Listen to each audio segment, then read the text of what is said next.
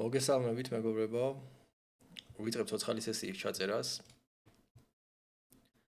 PL 25 GG პოკერი არის ადგილი, სადაც დღეს ვითამაშებთ. და სხვადასხვა ახლოს მომავალში ალბათ აქ ვითამაშებ, ლიმიტი გავზარდია, PL-ს ვთამაშობდი და ამოვიწიე რამდენიმე დღეა. ჯერჯერობით რავი, ვერ ვიტყვი ძალიან ცუდად წავიდა თამაში, მაგრამ თავიანთ ცოტა დავამინუსეს, PL-ს ისე ცოტა ჩაოლებრივი მოვლენაა, ერთი რაღაც 7 ბაინის დამინუსება და მიმდინარე სესიას მე მგონი ვაპლიუსებ ცოტა შორის. ნახოთ რა იქნება, ჩავიწეროთ ცოტა ხანი სესია. შემადგენლობებსაც შეეხება PL 25. დიდად არ განსხვავდება მე მგონი PL 10-ისგან. მეტნაკლებად კარგი შემადგენლობებია, მით უმეტეს აი ღამის საათებში, ხა მაგალითად გვიან ღამე ვთამაშობ ძალიან და ხალხი არის, რავი, კაი სასტავი მეჩვენება. ფიში ყველა მაგიდაზე ზის, ანუ საინტერესო ფიში ყველა მაგიდაზე ზის, ისი არ არის რომ რაღაცა უაზრო მაგიდები არ არის რა ერთ სიტყვით რა.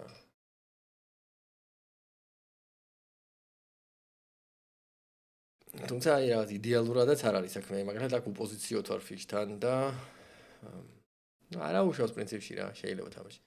კაროლ და მეოთხიან სამიანი არ არის მაინდა-მაინც კარგი ხელი, მაგრამ რახან საინტერესო ხალხი არის დარიგებაში, ჩვენც შევიდეთ. საკმაოდ კარგ ფლოპს მოვედე. რა შეიძლება ხა ამ ფლოპზე გავაკეთო? ესე იგი, აქ მაქვს ორხრივი სასტრიტე, ფლეშ დრო მაქვს და კიდე ბექდორ ფლეშ დრო მაქვს. აქ ხა პარა რომ მქონდეს, წყვილი რომ მქონდეს, ანუ მოდებული რო ვიყო ხო რამეზე. ყველა ვარიანტში ეგრევე რეიზ კოლით ვითამაშებდი, მაგრამ რახან მოდებული არა ვარ, მეგონი ჯობია ჯერჯერობით დავქოლო.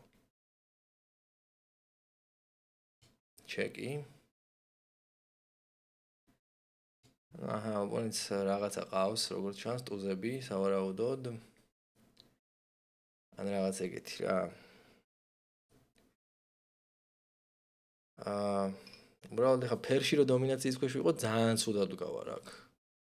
მithomდეს ტუზები რო ყავდეს, ან ჩემი სეტის აუტებია ტუზები რა. მეგონი აქ არ მაქვს შანსები რომ დავქოლო რა. ძალიან სამწუხაროა. აქ ვალეტი კი დამემატა თერზე.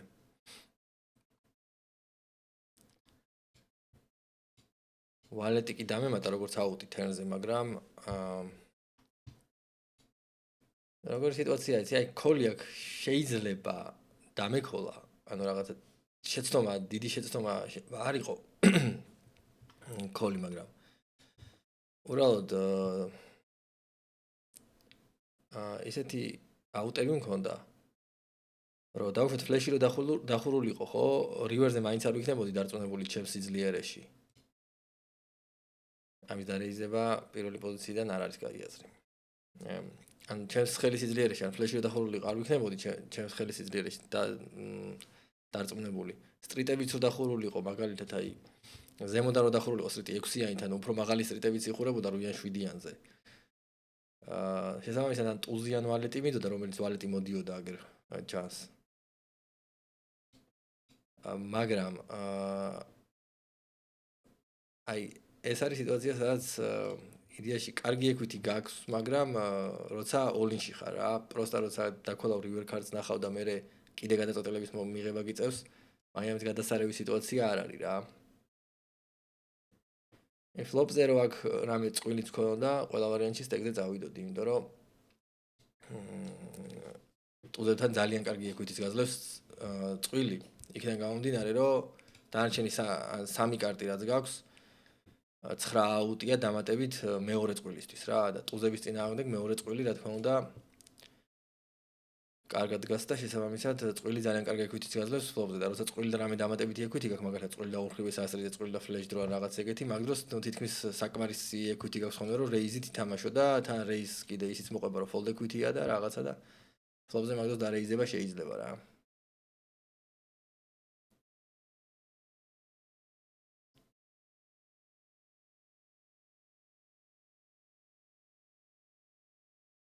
ბექში მაინც დასაცვლელია ეგ დარიგება.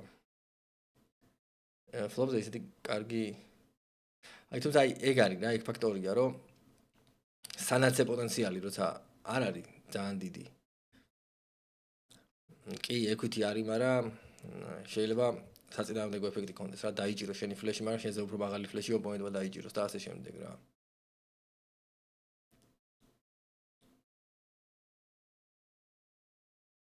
თან ისე აქტიურად თამაშობდა ოპონენტი, რომ აი ცარიელი ტუზებით ეგრე აქტიურად წესით არ უნდა ეთამაშა რა. მით უმეტეს თერნი. ხო და ცარიელ ტუზებზე მეტი თუ ყავდა რამე, უკვე მაინდამეც კარგად ვერ ვიდექი.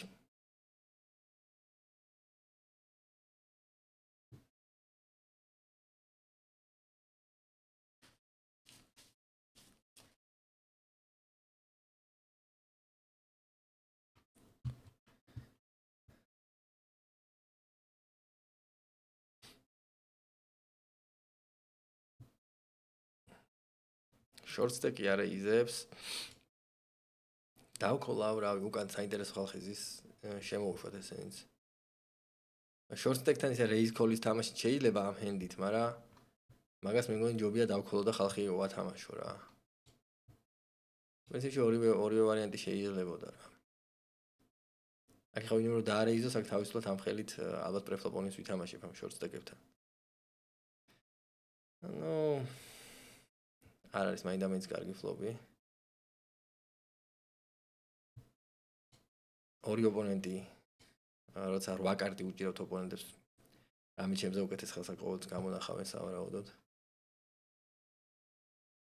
ზოგადად მულტიპოტები გაცილებით უფრო მაღალი სიფრთხილით უნდა ვითამაშოთ, ვიდრე ჰედზაპოტებს თამაშობთ რა. ფლოპი არის ისეთი, რომელზეც გაწყვილებული, რომელზეც 1/13 გავაგრძელებ აგრესიას. აბა აქ ნახოთ რა ხდება. აქ რავი, რახან ოპონენტმა დაქოლა, მეორე ბარელსაც გავაკეთებ ჩვეულებრივად. მეორე ბარელი უკვე value bet-ი მქონდა ჩემი აზრით, იმიტომ რომ 5-იან გულმა flash დროები დადოდა, რომლებიც გადამიხდიდნენ. აქ donk bet-ით დავიწყოთ. იმიტომ რომ მე არა ვარ აგრესორი, ხო, აქ მე დავქოლე და donk bet-ით დავიწყო, იმიტომ რომ ბევრი სტრიტის მოლოდინე ხელი შეიძლება თამაშობდეს და თავიდანვე დავიწყოთ value-ს აკრეფა რა. სამი ოპონენტი როცა გვყავს, ეგეთ სიტუაციაში ძალიან ისეთი ხისტი პოკერი უნდა ვითამაშოთ შესაბამისად.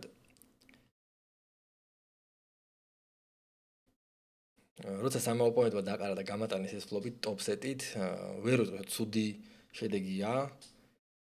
იმიტომ რომ რავი, იმდენი equity შეიძლება ქონოდათ ამათ ახლა street throw-ები, გაჩოტები და რაღაც ეგეთები, რომ backdoor საფლეშეები და რაღაც ეგეთები, რომ არაუშვოს რა. ანუ ეგ არის ომაჰას მუღამი. ჰოლდემშიც არის ეგ რა, რომ ანუ სამი ოპონენტი და ორი ოპონენტი რო ყავს რა. 12 კარტი რო ტიპებს ხელში უჭირავთ, ანუ ნახევარი დასტა. ყოველთვის რაღაცა გამოვინახება ხოლმე რა. ამიტომაც ესეთი ხისტი თამაში უფრო გამართლებულია, სწორხაზოვანი ხისტი თამაში უფრო გამართლებულია რა.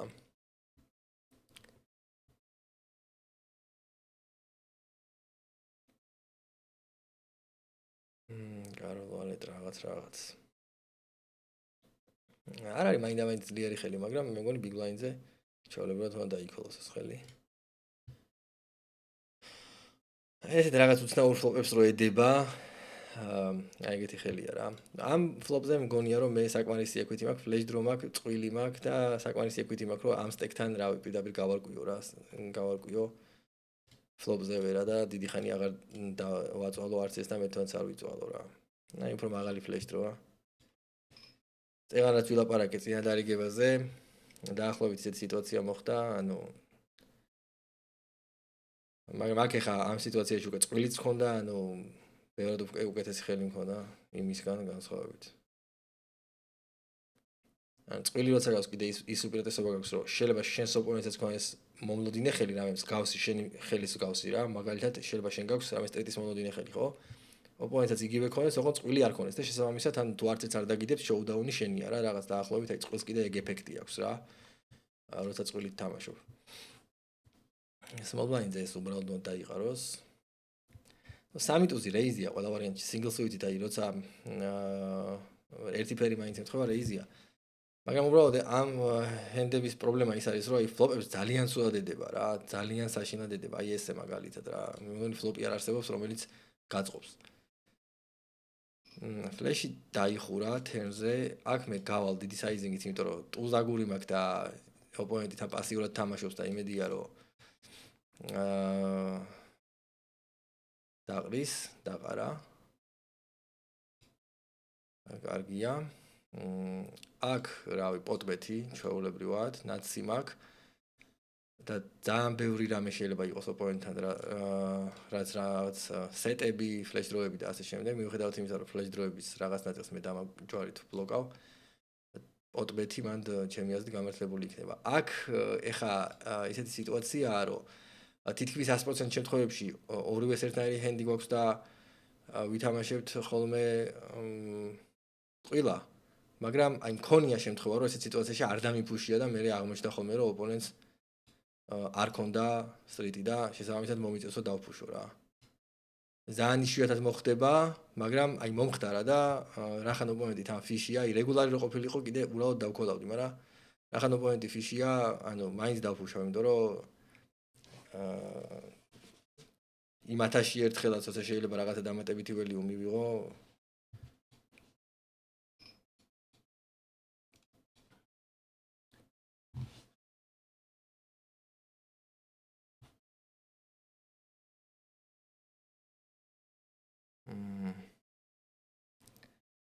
აქ ორი backdoor flash რომ აქვს, რავი, მოდი გავალ, იმედია, რაღაცა ფოლდეკვითი არის.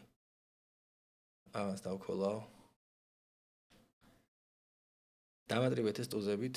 კარგი ტუზები მაქვს, მიუხედავად იმისა, რომ Rainbow-ა, Rainbow საერთოდ ძალიან ცუდია. ზოგადად ნებისმიერი ჰენდი, ტუზებიც არ არის მაინდამაინც გადასარევი Rainbow, მაგრამ ესეთი კაი კაროლ ვალეტით და იმით რომ აქვს, ამ შემთხვევაში, რა თქმა უნდა, ფორბეთია. არა, ისედაც ტუზები, Rainbow ტუზები ხშირ შემთხვევაში მაინც ფორბეთი იქნებოდა, მაგრამ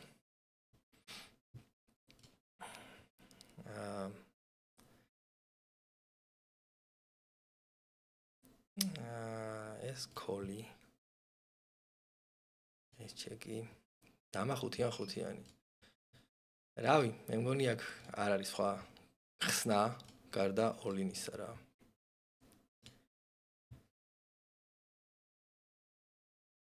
აი, სრულიად გულწრფელად ვთქვა, მაგ დამახუთიან ხუთიანზე რა უნდა გააკეთო, მან ტუზების წარმოდგენა არა მაქვს.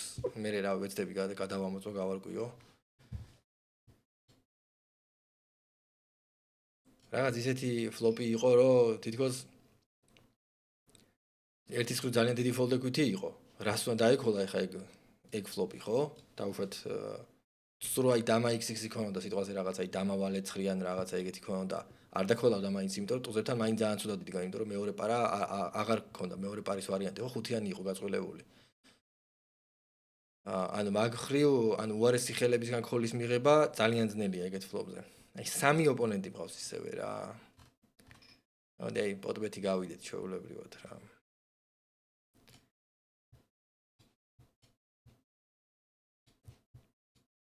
ერთის ხრივ ძალიან ხისტი თამაშია ალბათ, მაგრამ აი ესეთი თერნები იქნება ხოლმე ძალიან ხშირად უბრალოდ და მაგის გამო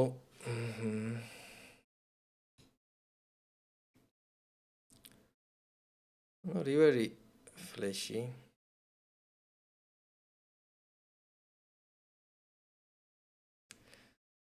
ეს თველივეთი უნდა იყოს. ნუ კოლი რა, აქ ოლინს ვერანაირად ვერ ხედავ და დაყრითაც ვერ დაყური ვერანაირად. ხშირად აქ ანუ ხშირად აქ სტრიტი იქნება ხოლმე ტუზათიანი ან რაღაც ეგეთი, მაგრამ ფლეში რახან დაიხურა, სწორედ ტუჯვარი რო ქონდა. იფიქრებდა რომ დაუშვათ გაყოფა გაყოფა აერიდებინა თავიდან რა დაუშვათ. ტრიპსუით კაროლები მოდი 7-2-იანით პირდაპირ დავყაროთ. იდიოტური ჰენდია. ეს ტუზიქსი დავქოლოთ. ეს დავყარო. ან რა ვიგულისხმე აქ რა, ჩემი აზრით ახლა რაღაც აი ამ რაღაცებს რო ლაპარაკობ ზოგადად.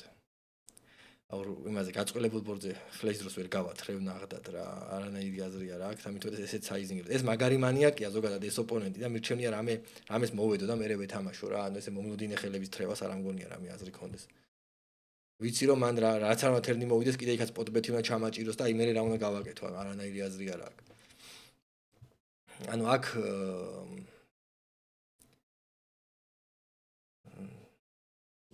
მოკლედ ახსენი რის თქმაც მინდოდა რა, ანუ მაგრამ რას გულისხმობ იცი? აი ეს რაღაცა ახსნა გამარტივებს და რაღაცებს რო ვაკეთებ რაღაც დარიგებებზე.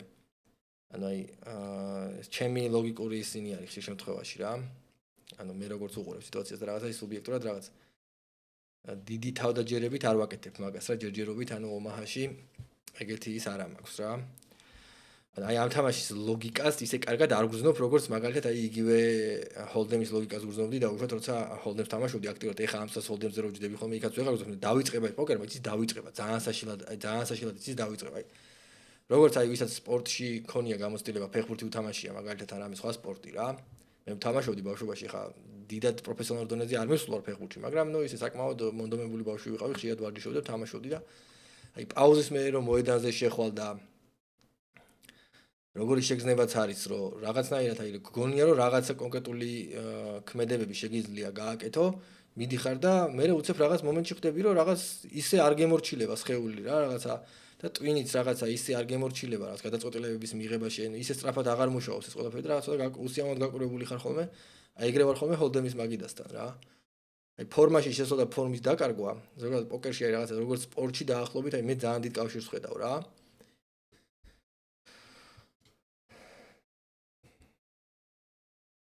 ამიტომაც აი ყოველდღიურად თუ დარიგებებს არჩევ ყოველდღიურად რომ რაღაცა ვიდეოს მაინც უყურებ პატარა ვიდეოს შეიძლება რამე აიღო რაღაცა live სესია ან ვიდეოს გარჩევა ან რაღაცა ეგეთი აი 10-15 წუთს მაინც უყურო ხო ასე ხარ სესიის დაწყებამდე და უკვე რაღაცას გაძლევს რა ეგ რო რაღაც ტონუსში გამყოფებს ან 1-2 დარიგება გაარჩიო რაღაც იქ სოლვერში შეიხედო იქ რაღაც კალკულატორში შეიხედო რაღაცა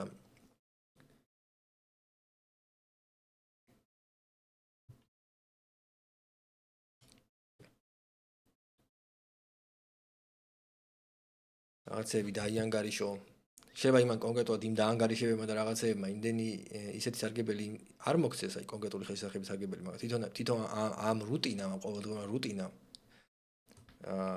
საბოლოოში შანსი არ არის რომ რაღაც სარგებელი არ მოგცეს უკვე მაგიდებთან ანუ აი თვითონ მიდგომას აქვს ფასი რომ აი ეგეთი მიდგომა რო გაქვს რა პოკერთან როგორც სერიოზულ საქმესთან და ყოველდღურად რაღაცა კვლევა გაქვს და რაღაცა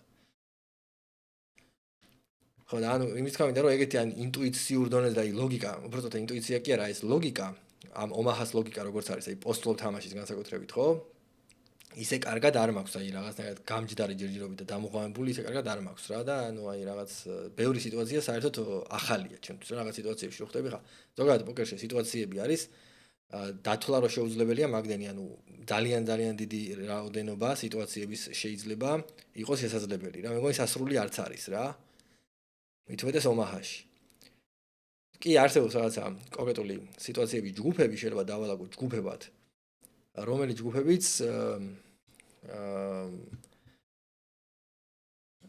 მეტაკლებად ერთმანეთთან რაღაც კავშირს ატარებენ რა ეს მომენტი მომნიშნოთ რომ ფიშია 28 დარიგება უკვე რაღაც ტენდენციის მაჩვენებელი არის რომ რაღაცა 72 პიპირო აქვს 28 დარიგებაზე ხო და თუნდაც ეს კომბინაციები ჯგუფები და რაღაცეები ხო მაინც რაღაც დეტალებით ერთმანეთთან განსხვავდება და ყოველთვის მაინც აი ბოლომდე დარწმუნებული არ ხარ რომ აი ეს დეტალი ახლა განსხვავდება მნიშვნელოვანია თუ არა რა რაღაც მომენტში და მცდილობ რომ შენი ლოგიკით რაღაცა იპოვო ხოლმე რა ასე ვთქვათ აი მაინც აი ცხელზე ანუ აი ცხელყვალზე გიწევს რაღაცა დასკვნების კეთება რაც არ უნდა მომზადებული იყო და რაც არ უნდა ნამუშევარი ქონდეს იმაში სოლვერში თან მე მაგარი ზარმაცი ვარ მაგ მიმართულებით აი სოლვერში ძალიან მეზარება რა ჯდომა ნაყიდი მაქვს ეხლა რაღაცა სოლვერი და დედასპიცა ვარ 2 კვირა არ გამიხსნია ვარ დღეს გავხსენი ცოტა შევეს მაგრამ მანამდე 1-2 კვირა გახსნილი არ მქონდა და ის რაღაც სიტუაცია დავამუშავე რაღაც ძალიან ზედაპირული სიტუაცია რაღაცა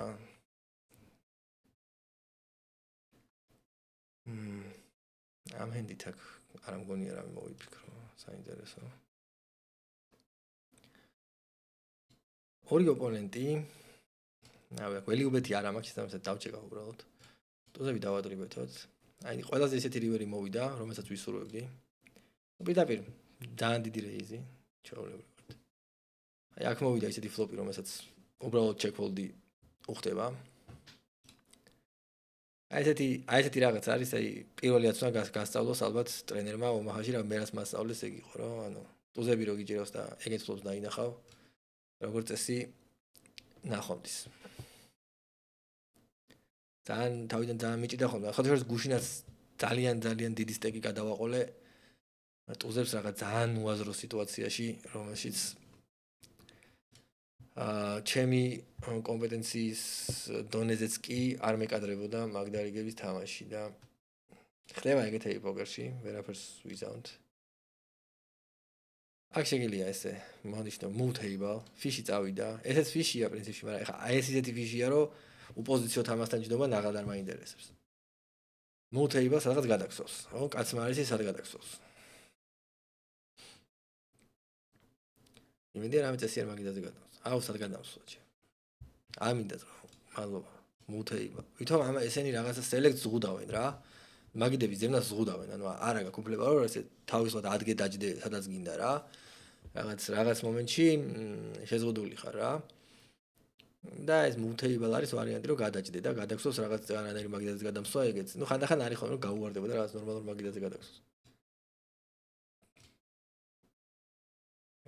რაღაცა მაგიდები ჩანს აქ. რაც ეხა არ ვარ დარწმუნებული რომ ნორმალური მაგიდებია. რაღაც აი ისე რა მაგიდები რა. ზოგადად ომაჰა იმის განსხვავდება კიდე ერთი რაც სხვა ვიდეოებში თქვი უკვე რომ ჰოლდემისგან რომ აი ეს ისე რა ფიშები ომაჰაში არ გაინტერესებს რა. ჰოლდემში ზედად არ გაინტერესებს ისე რა ფიშები რა მიკროლიმიტებზე. მაგრამ ზევით მაინც ჰოლდემში ეს ისე რა ფიშებიც აინტერესებთ რა.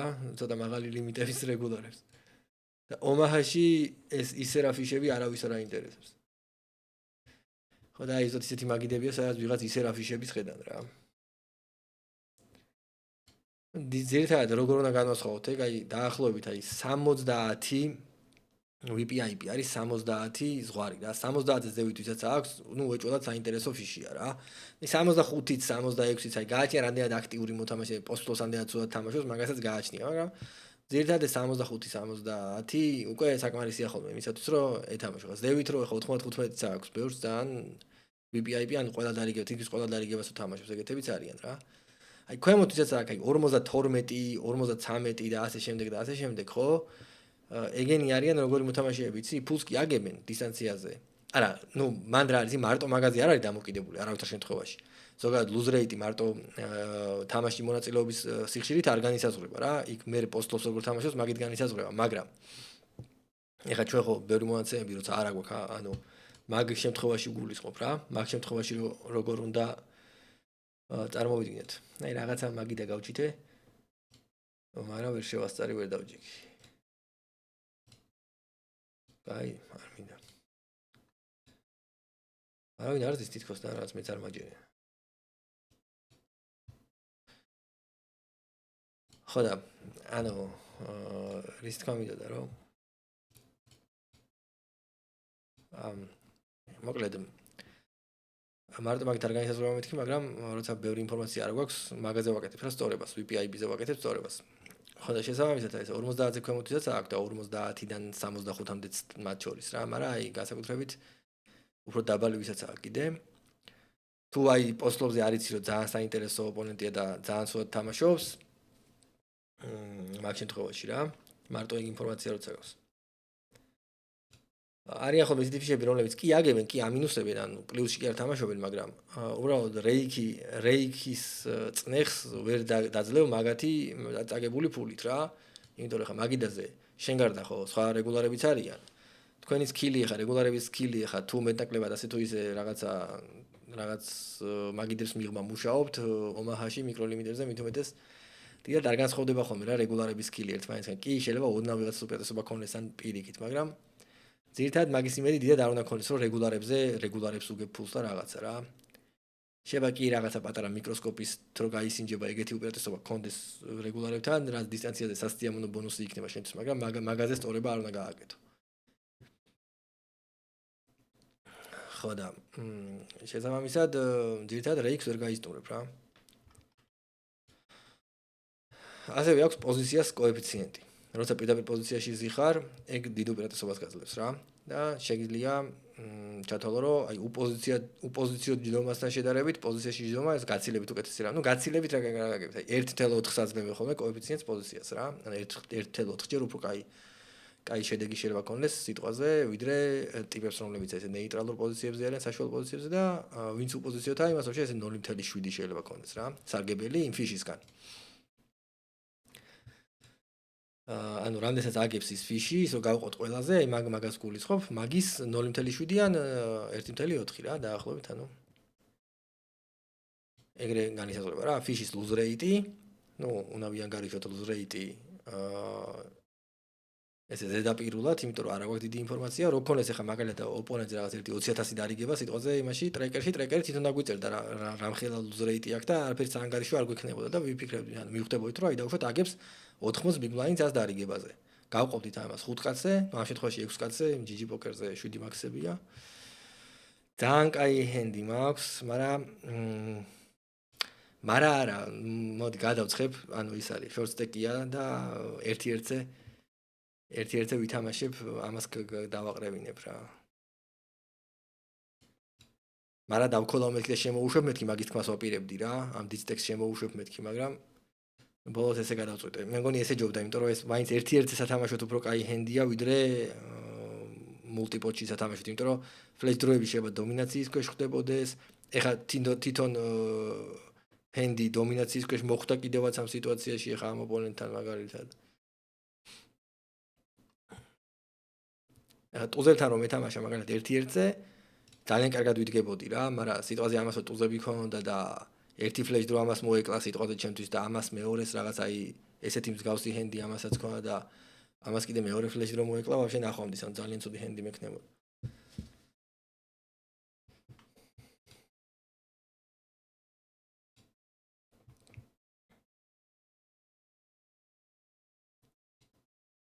რაღაც მაგიდა დაისტარტა მგონი, შევალე.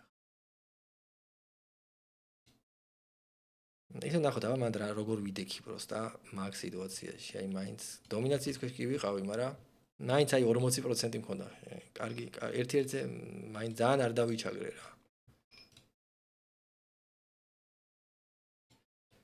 გაწოლებული ბორდია, ნაცვლეშ დრო მაქვს, მაგრამ სამი ოპონენტი აქაც აი ესეთი რამეა, რომ აი რა, მგონი ამ ფლოვში მეტი რა დიდი ინვესტიციების კეთება არ ღირს. მიუხედავად კიდე იმისა, რომ მეორე flash draw დამიდო.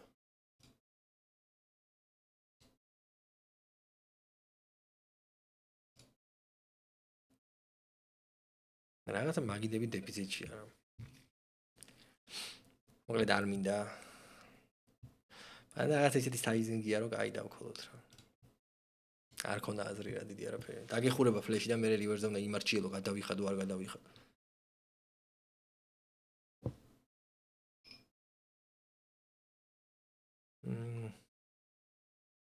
შეიძლება დარეიზება. ესეთი ჰენდებს ზოგადად აი ერთი გეპი რო აქვს და თან single threaded რო არის ესეთი რანდაუნები, რანდაუნი ქვია ეს გადამოჰენდებს რა.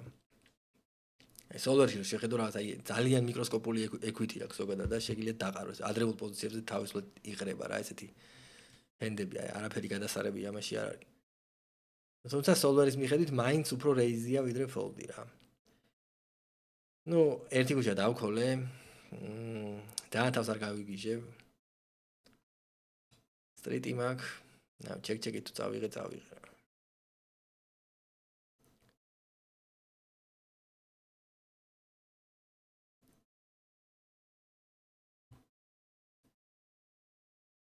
რა საველი უბეთებს ახლა.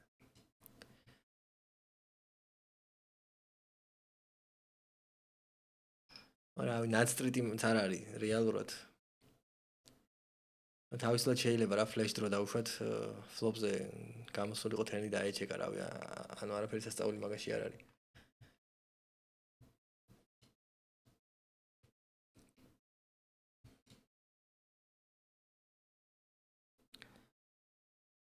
ზოგადად ბლეფების გარდა როცა ვერაფერს ვერ უგებ ეგეთ სიტუაციებში რაღაც დამატებითი ინფორმაციის ან რაღაც ძალიან არალოგიკური გათამაშების ხაზის შემთხვევები თუა ბაზარი არა, მაგრამ მაგის გარდა ჯობია დაყარო.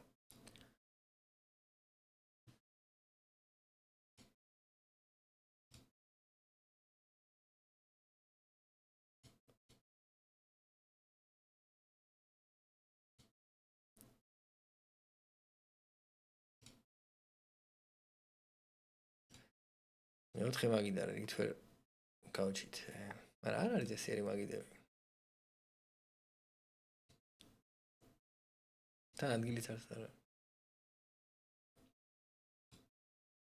კაი, დაველოთ.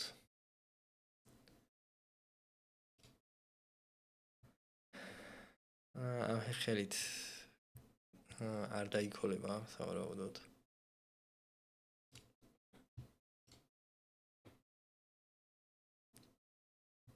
არც ამით.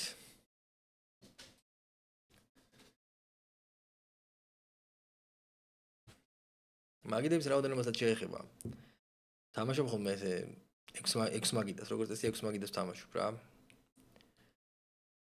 მაგრამ ვიდეო ჩაწერის დროს 4 მაგიდაზე მეცნობ თამაშობ უკვე ომაჰა გამიჭირდება ხოლმე ძალიან რა. სიმართლე რო ვთქვა.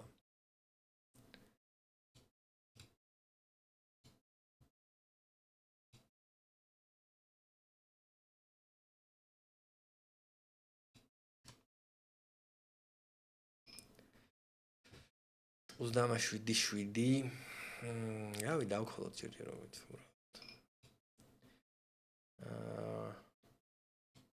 ეს დაქოლა ჯობია.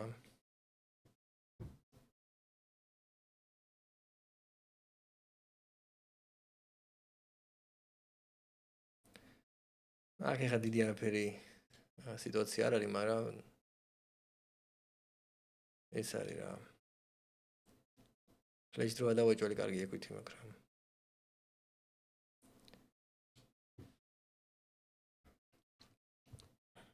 ნაცი დავიჭირეთ. ამ მაგიდას ვაფშე არ უყურებდი, იქ თუ დარი რო იყო იმას უყურებდი და. ნახევარი მაგი გავიდეთ. ეს მომენტი მოვნიშნოთ პირდაპირ ლიმპავს თან პატარა სტეკი აქვს რაღაცა მოვნიშნოთ რომ ფიშია. დამავალეთ 4-იანს გადავოლი.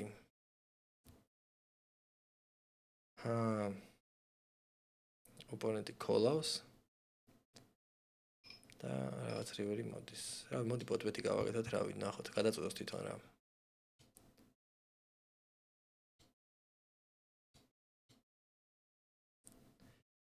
გადაწყვეტოს თვითონ გადაიხდის თუ არა.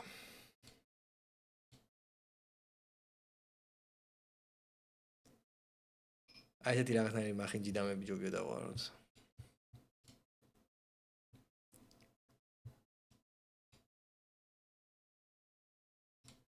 რაღაც მაგიდა დაიწყო. ჩვენს დავიზეს. იმედია ვინმე საინტერესო ხალხი იქნება.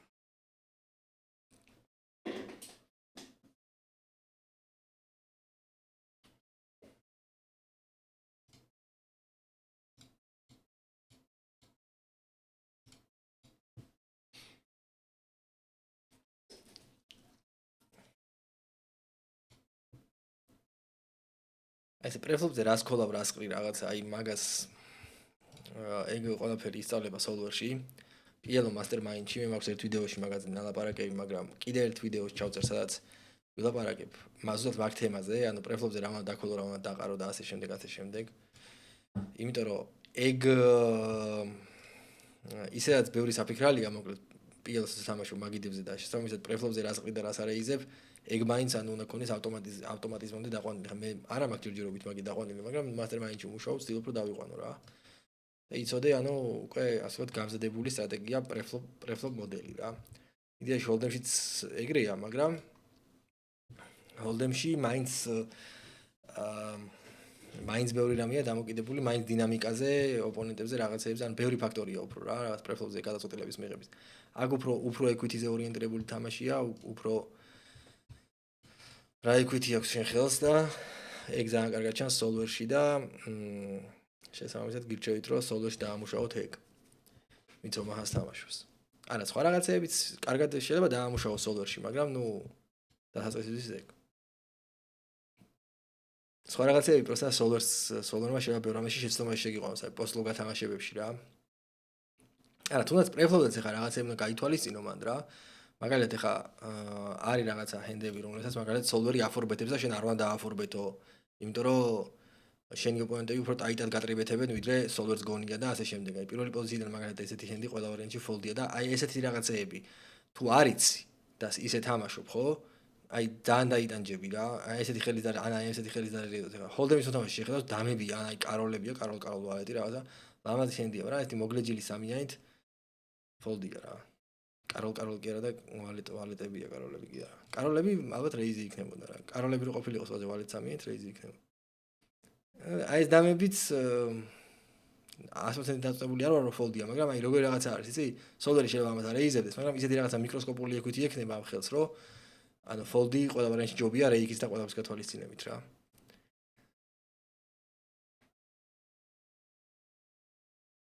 თან ეს 7 მაქსია, სოლვერი 6 მაქსია გათვალისწინებული პირველ პოზიცია, აქ კიდე უფრო უნდა დაატაიტო ვიდრე სოლვერი გთავაზობს და ასე შემდეგ. ან რაღაც ესეთი ფაქტორები არის გათვალისწინებელი, მაგას მე ვიდეოში ვილაპარაკებ, სადაც პრეფლობზე ვილაპარაკებ და თან ის სოლვერსაც ძალიან კარგად აგიხსნით.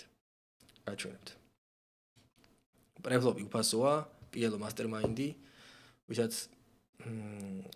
გაინტერესებთ, შედით დაათვალიერეთ, ითამაშეთ. ვიდეოები ხა არაქართულ წყაროებში რა, რუსულად, ინგლისურად რა მილიონია YouTube-ზე დასერჩავ რავი 1000 რაღაც ამოგიდებს. Просто ის არის რომ რომს კარგად არ გესმოდეს, დაუშვათ აი PLO mastermind-ი და რაღაცა, კი არა და ინგლისურად კარგად არ გესმოდეს. მაინც პროგრამაა და უყურებ ტიპი რას აკეთებს რა, ხო ხტები და რას ახმოვანებს შეიძლება კარგად არ გესმოდეს, მაგრამ მაინც რა თვალყურს რომ მიადევნებ, მაინც მიხვდები რა, ასე თუ ისე. თან ცოტა ინგლისურსაც გაავარჯიშებ, ან რუსულს რავი რომელიც ცოტა მაინც რომელიც იცი ადამიანმა და გირჩიათ რომ ჩაუჯეთ უყუროთ და ანუ არიდანებთ რა. Small blinds is ზოგადად ანტრიბეთი ან ფოლდი ხა ესეთი ხელის ტრიბეთი ვაფშე მოაზრობა ისე რა შეხედა აი მაინც აი ჰოლდემის მოთამაშე სხვანაირად ხდება რა თვალში ხა მეც რო უყურებ უცებ რაღაცა საინტერესო ხელი მეჩვენება ხა ერთი ფერის ტუზურიანი მაგათ ჰოლდემში რაღაც კაი ხელად ითვლება პლუს ეს რაღაცა 5-იან 4-იანი რაღაცა გადაბმა არის ვა მეთქი რაღაც გადაბმა სტრიტებს აკეთებს რაღაცა მაგრამ ეგრე კარგად არ არის ხოლმე საქმე სამწუხაროდ რეალობაში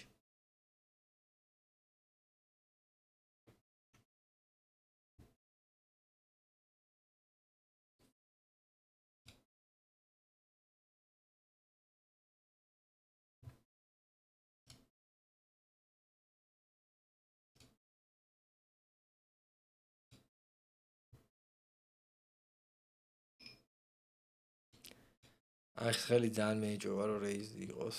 დავარეიზოთ მაინც ძალიან მოსაწყენ ანუ რაღაცა მოვიწყინე ძალიან. თან ვიდეოს ვიწერთ რაღაცა ცოტა ექშენი იქნება შეიქმნას. თან აქ ის ფაქტორია კიდე რომ რეინჯებიდან რომ გადიხარ, რა სიტუაციაში გადიხარ ძალიან გააჩნია რა, როცა ბლაინდებზე ესეთი ორი საინტერესო ოპონენტი გიზის. მომნიშნეთ ესეც რა. შეიძლება კიდე თავისუფლება მიცე რომ რეინჯებიდან გახვიდე, როცა პირიქით ანუ პოზიციაში გზის ეგეთი ხალხი ჯობია ცოტა დატაიდე.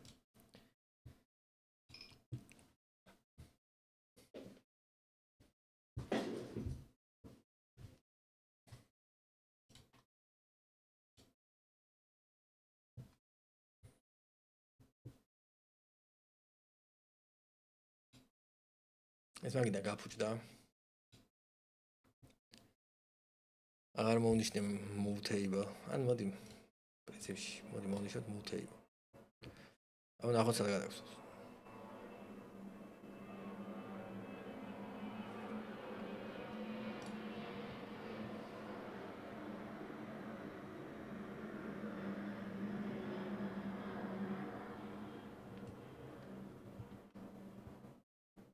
აჰა, რაღაც ნორმალურ მაგიდაზე გადავსვა. ჩემთან გასაკვირად. პირდაპირ პოზიციაზე ვარ ვიღაცა ფიშთან. და კიდე პლუს 1-2 ცოტა ესეთი ოპონენტის რომელიც შეიძლება საინტერესო აღმოჩნდეს მერე მოგვიანებით.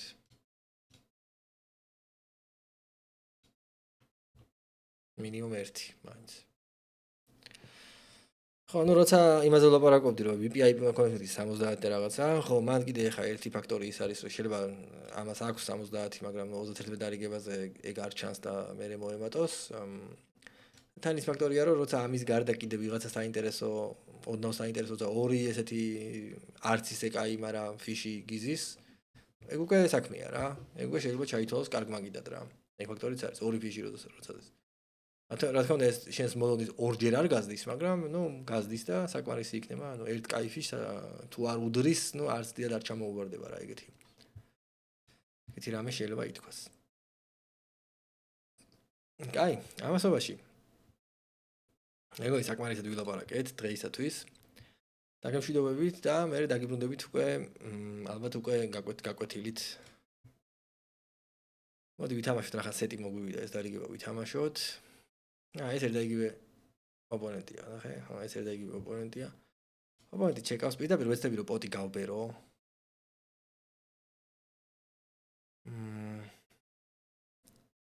ჰერნი არის 7-იანი. რა ხან ფლოპი პოტბეთი დაქოლა ოპონენტმა რა, იქნებ მქონდა 7-იანი მაგალითად რავი და ვეცადოთ რომ პოტი გავბეროთ რა. მოგეხსენებათ ეს არ არის ჰოლდემი, აქ ოვერბეტს ვერ აკეთებ, შესაბამისად პოტის გაბერვა როცა გჭირდება. პოტბეთი არის ერთ-ერთი იარაღი, რომელიც შეიძლება გამოვიყენოთ. კარგით, ამით დამთავრდა დღევანდელი სესია. ალბათ თქვენ იცით, დავდებ ვიდეოს.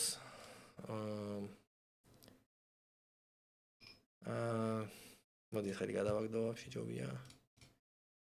ეს დავარეთ. კარგი, ალბათ თქვენ იცით წარმატებები.